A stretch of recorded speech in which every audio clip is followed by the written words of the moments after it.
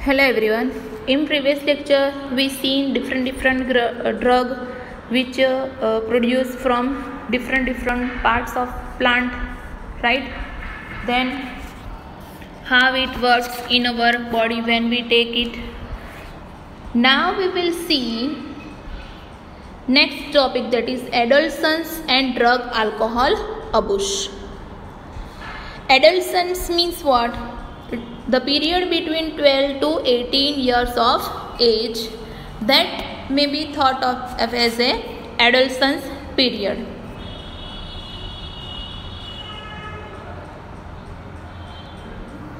Okay. Adolescence means both a period and a process during which a child becomes mature in terms of his or her attitudes and beliefs for effective participation in society. Right? In other words, adolescence is a bridge linking childhood and adulthood.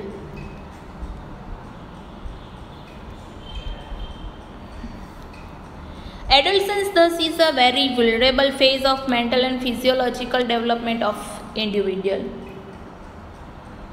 You all are aware about this sentence. Curiosity, need to adventure, excitement, experimentation, right?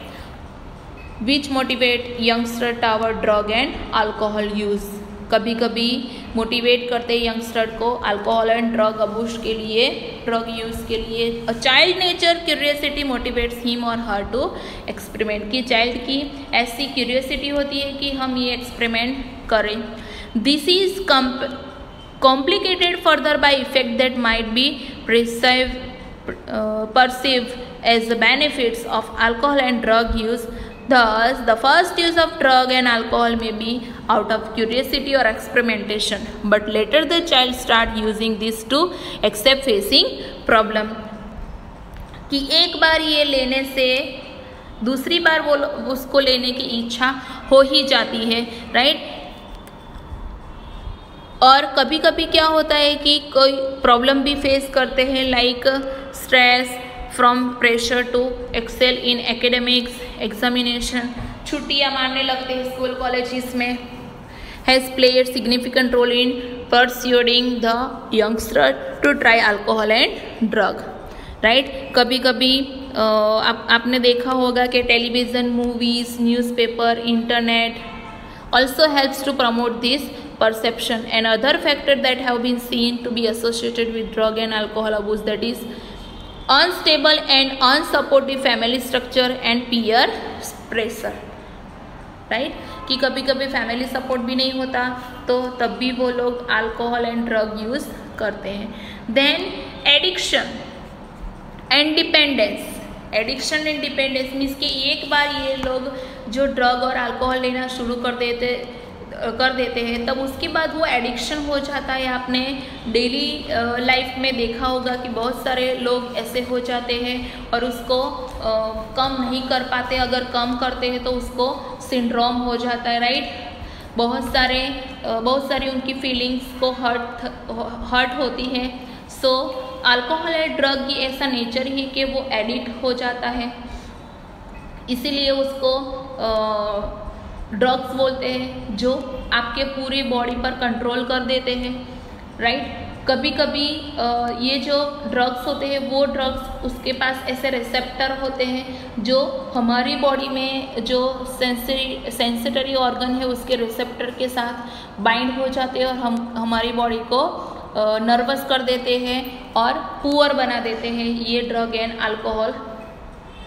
दूसरा कि कभी कभी ये addiction क्यों होता है? क्योंकि friend circle ऐसा होता है, राइट? कि एक बार लिया, फ्रेंड्स ने फोर्स किया तो इंडिविजुअल ने ले ली alcohol and drug.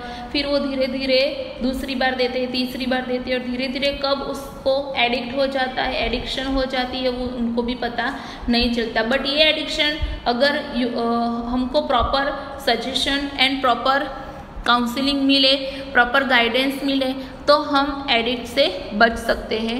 In absence of any guidance counselling the person get addicted and become dependent on their use. की अगर प्रॉपर गाइडेंस और सजेशन ना मिले तो ये डिपेंडेंट हो सकता है, राइट? और कभी कभी dependence is the tendency of the body to manifest a characteristic and unpleasant that is called withdrawal syndrome। कि कभी कभी इंडिविजुअल को withdrawal syndrome हो जाता है कि एक ड्रग और अल्कोहल बहुत टाइम से ले रहे होते हो और कभी कभी ड्रग और अल्कोहल को तुरंत ख़त्म करने को चाहे तो वो नहीं हो सकता, उनको सिंड्रोम हो जाता है, that is called withdrawal syndrome, जिसमें बहुत सारे सिम्टम्स शो होते हैं, right. एक्सिटी, sickness, nausea, sweating, which may be relieved when you use is resume again, right?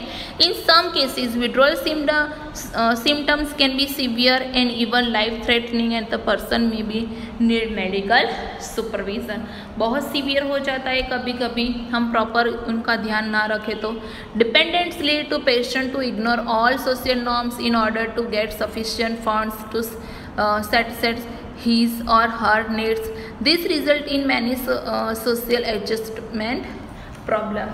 कि कभी कभी ये सोशल एडजस्टमेंट प्रॉब्लम भी हो जाता है, राइट। अब हमने ड्रग और अल्कोहल ले लिया है तो उसकी साइड इफ़ेक्ट्स क्या है वो हम देखेंगे।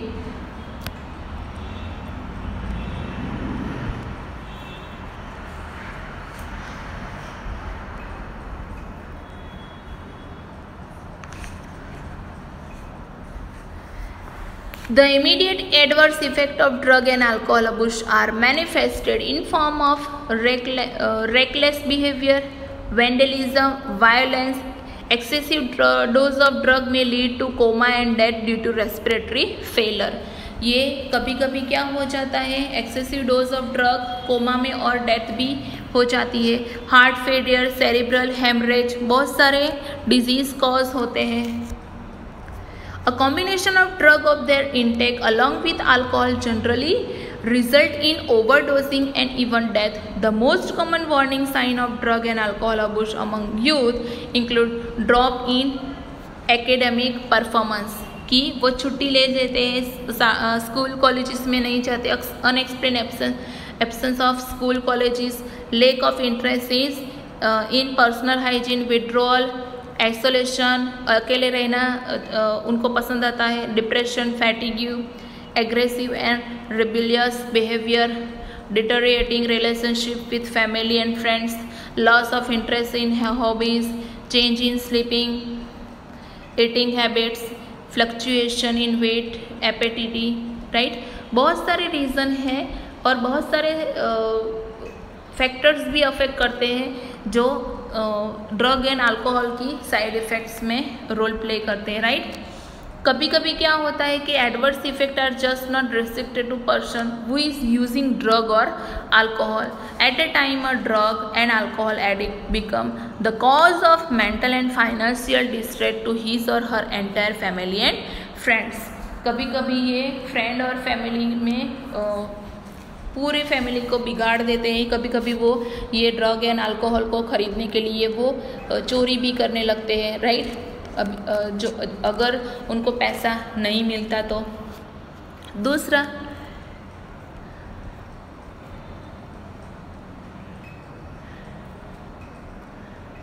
कि कभी कभी कुछ लोग ड्रग को इंट्रावेनसली लेते हैं, मीन्स कि डायरेक्ट इंजेक्शन से लेते हैं।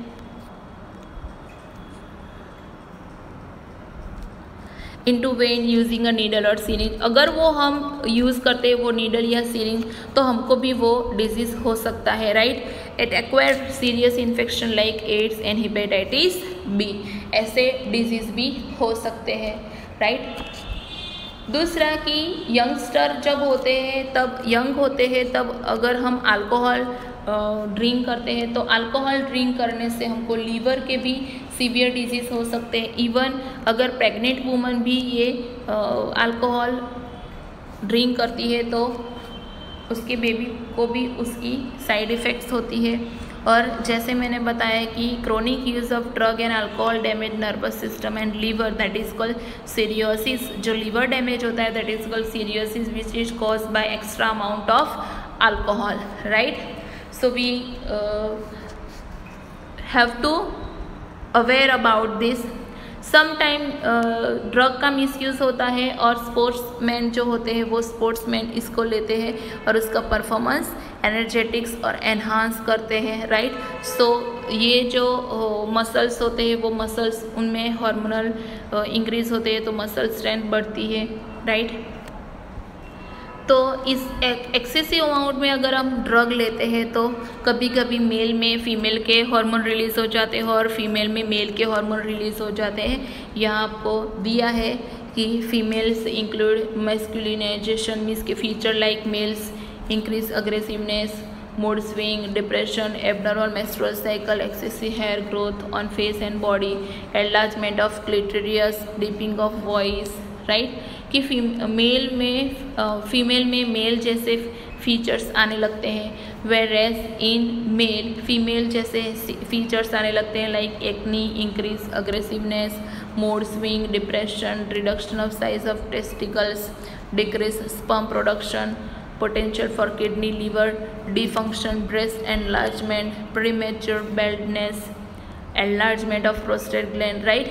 So we can say कि अगर हम ड्रग को ज़्यादातर अमाउंट में लेते हैं तो मेल में फीमेल के जैसे कैरेक्टरिस्टिक शो होने लगते हैं और फीमेल में मेल जैसे और मेल में फीमेल जैसे कैरेक्टरिस्टिक शो होते हैं। सो ये जो है वो हमारे लिए अच्छा नहीं होता है, राइट। अगर हम ऐसी डिफरेंट इफ़ेक्ट हमारी बॉडी में हम देख पाते हैं अगर एक्सेसिव अमाउंट में हमने ड्रग और अल्कोहल लिया है तो उसका प्रिवेंशन एंड कंट्रोल भी हमारे हाथ में ही है। हम प्रिवेंट भी कर सकते हैं उसको और कंट्रोल भी कर सकते हैं। कि आपको पता होगा कि पूरे वर्ल्ड में अच्छा कोई जो सजेशर है, अच्छा सजेशन देता है, अच्छी सलाह देता है तो और कोई नहीं, हमारे पेरेंट्स ही होते हैं, राइट। सो हमको पेरेंट्स की सलाह लेनी चाहिए। First of all prevention and control के लिए हमको पहले तो अल्कोहल और ड्रग को लेना नहीं चाहिए, थोड़े धीरे धीरे स्टॉप करना चाहिए। और उसमें फर्स्ट आपको दिया है कि avoid undue peer pressure means के जैसे अपने फ्रेंड्स के प्रेशर से ये ड्रग और अल्कोहल लेना शुरू किया था तो वो अवॉइड करना चाहिए, उससे दूर रहना चाहिए। उसका प्रेशर हमारे ऊपर नहीं लेना चाहिए, राइट। जिससे आपका फ्यूचर थोड़ा बहुत ब्राइट हो सकता है अगर आप उसकी बात ना माने तो। हाँ, अच्छी बात है तो अब डेफिनेटली माननी चाहिए, बट अगर ये बुरी बात है तो आपको ये फ्रेंड की बात नहीं मानो तो चलता है, नहीं मान सकते, राइट। माननी ही नहीं चाहिए even. Then next education and counselling means के आप थोड़ा बहुत एजुकेशन फील्ड में अच्छे से इन्वॉल्व रहो। स्पोर्ट्स, रीडिंग, म्यूज़िक, योगा ऐसी एक्टिविटी करो जिससे आपको ये जो डिजीज़ हुआ है, ये सिंड्रोम हुआ है, उससे आप उसमें से जल्दी आप रिकवर हो सकते हो, right. Then seeking help from parents and peers means के अच्छी जो सलाह देते हैं वो पेरेंट्स ही होते हैं तो पेरेंट्स की सलाह लेनी चाहिए, राइट। और कभी कभी आपके फ्रेंड्स को अगर ऐसा लगता है बीच में कि आपका ये जो बिहेवियर है वो फ्यूचर में बहुत बड़ा रूप ले सकता है, सो आपके फ्रेंड्स को भी आपको समझाना चाहिए, राइट। प्रॉपर एडवाइस आपको मिलनी चाहिए। Then looking for danger sign means what, यहाँ दिया है looking for danger sign means कि अगर आप घर के फैमिली मेम्बर से, पेरेंट्स से, फ्रेंड्स से, टीचर्स से अगर कोई बात छुपा रहे हो ड्रग और अल्कोहल के बारे में, तो अगर आपके फ्रेंड्स को या फिर किसी को भी, टीचर्स को भी पता चलता है तो टीचर्स को उसके पेरेंट्स को इन्फॉर्म करना चाहिए, फ्रेंड्स को भी उसके पेरेंट्स को इन्फॉर्म करना चाहिए, जिससे आगे चल के कोई बड़ा जो प्रॉब्लम हो सकता है वो ना हो और ये जो सिंड्रोम है उससे हम छुटकारा पा सकें। Then last seeking professional and medical help means कि अगर सीवियर केसेस आ गया, सीवियर प्रॉब्लम आ गया, बहुत सारा ड्रग एंड अल्कोहल ले लिया, उसको छुड़वाना है तो उसके लिए बहुत सारे प्रोग्राम्स होते हैं वो अटेंड करने चाहिए। और कभी कभी ऐसा होता है तो उनकी जो मेंटली वो जो पेशेंट होते हैं वो मेंटली स्ट्रॉन्ग बने, ऐसा उनको सलाह सूचन देना चाहिए।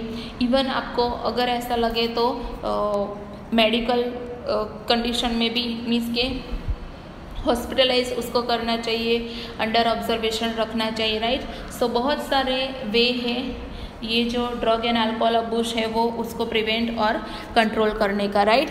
सो ये हो गया prevention and control drug and alcohol abuse,